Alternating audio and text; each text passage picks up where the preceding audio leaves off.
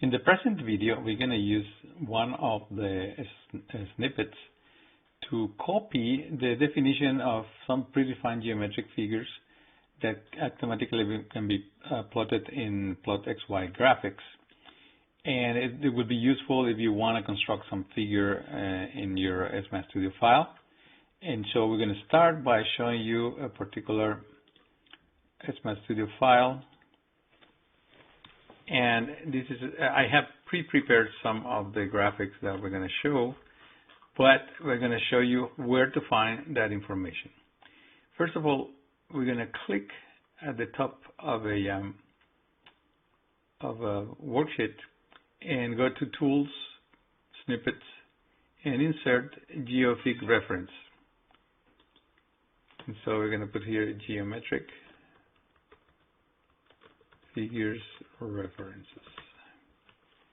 And so when we open that particular area, we're going to see that there are some predefined figures like a line, rectangle, rectangle round corner, circle, ellipse, arc of an ellipse, and segment of a pie chart.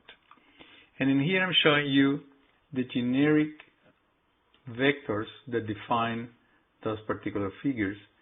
They all have in the first element the name of the particular figure, a line, a rectangle, round rectangle, and so on. Then they have a vector, a transpose vector, as you can see here, with some information like coordinates of the corners. In the case of a line, it will be the coordinates of the point of beginning and end.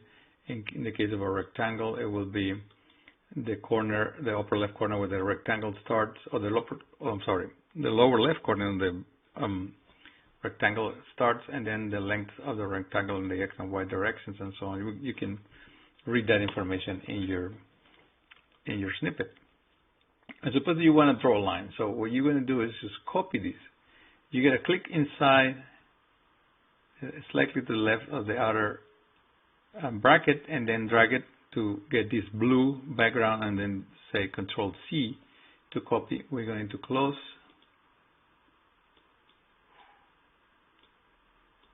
I'm going to lower this a little bit. I'll try to get the line above. There you go. And so you click here to close, and then this is the example. We're going to use the line, and I'm going to paste there the specification. We're going to use a line, and the line I'm going to do here has the lower corner in -4,4 and the upper corner in 3,3. So if you're doing this without an example setup, you just come up with your, you just got to delete that and put -4, and then let's delete the Y1 and put -4. And then we're going to delete here, put 3, and delete 3. To specify the line, when it says border color, we put one of the colors available, and you got to make sure that you stay within the double quote, and say, in this case, we have an example for red. And then the borderline format could be, as indicated in there, the borderline format could be solid, dash, dash dot, and so on. Let's try a solid one here. And the size will start with like 1, 2, and so on. Let's try number 2 here. Although I used the 3 here, I'll just keep 3. And so if I was going to generate this figure, I will select that again, select it to the left, and here, selecting here, do Control X, and then type here the reference to the figure, F1, for example, colon, Control V, which is basically what I have right here. Oh, except that I have a different line here, the dash, instead of solid. Anyway, once you have this specification, you can just go to a XY plot figure and type the specification here like F1, and it will give you that particular line. For example, if I change this to solid, as I wanted to show you in the earlier example, it will give you these. You can go dot, give you dots, and so on. So this is one of the figures. The other one is a rectangle. And so the way to go about here, since you've already inserted the snippet, you can just go here and copy this rectangle specification Control C, close here, and then we're going to copy it here, Control V. And then you can start replacing the elements in the generic rectangle specification. For this case, we're going to define a rectangle that starts in the corner -3 -2.5, has a length in X of 7 and a length in Y of 6. The border is in red, it's dotted, number size 3, and the interior is light blue. So that's my F2. If I type this F2 here, I get the rectangle that I have specified. Rectangle round corners, we're going to go for the description here of the geometric figures and copy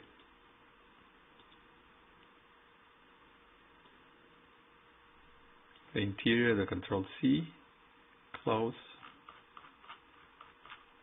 put it in here so you can see the specifications, and that will require you to provide the coordinates of the lower corner, X, L, Y, L, the length of the rectangles in X and Y, and then the radius of the corners, which has to be a number smaller than LX or LY.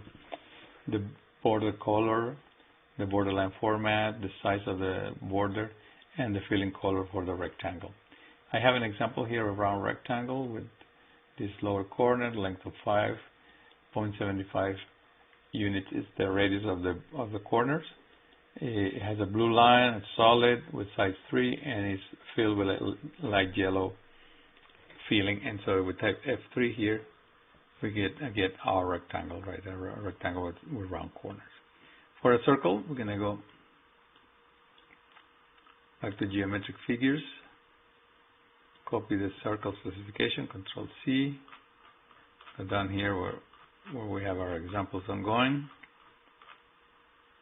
with the circle, and then you can replace there the center of the circle, the coordinates, the radius of the circle, border color, borderline format, size, and filling color.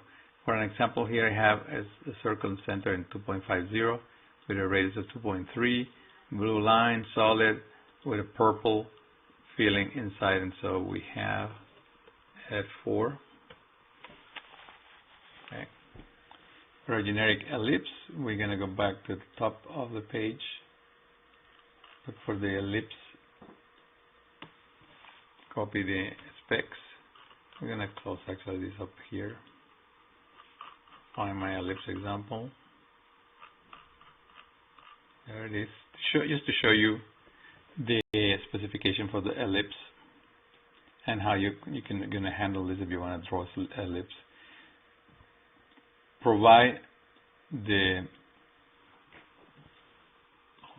axis, this is wrong, it should be XC, YC, but it's understood that the first two are the coordinates of the center.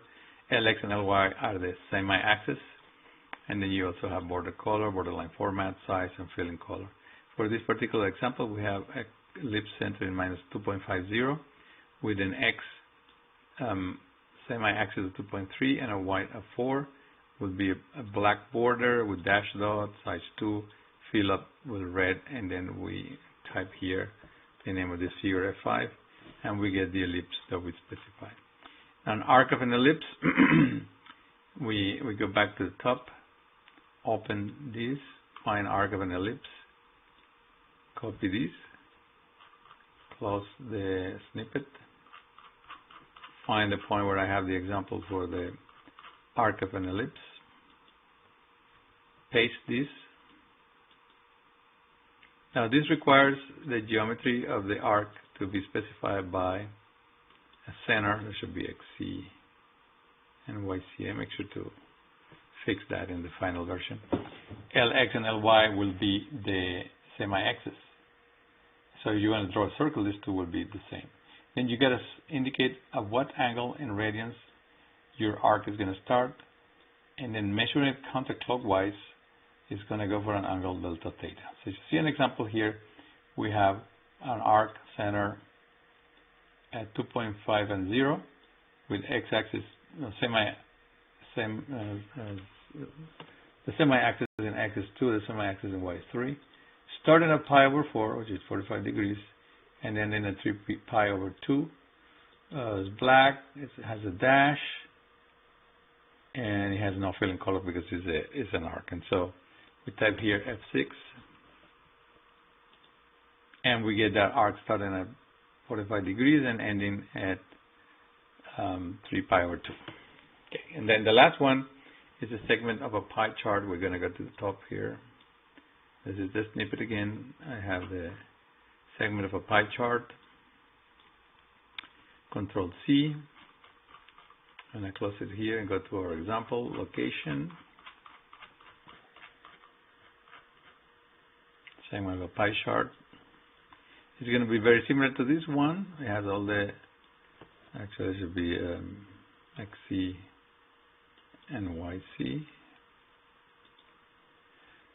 Semi-axis LX and LY, starting at an angle theta S, and measuring counterclockwise to delta theta. For example, here we have a segment of a pie, starting center at 0, 0, 4, 4, that's a circle, starting at minus 3 pi over 4, ending at 3 pi over 2. It's going to have a purple boundary, solid, size 2, with a filling in yellow. And that figure is my F7, which will result in a sort of a Pac-Man type of figure for this particular case. If you have more than one object, you can use the stack function to stack that specification one on top of the other. And depending on the order of the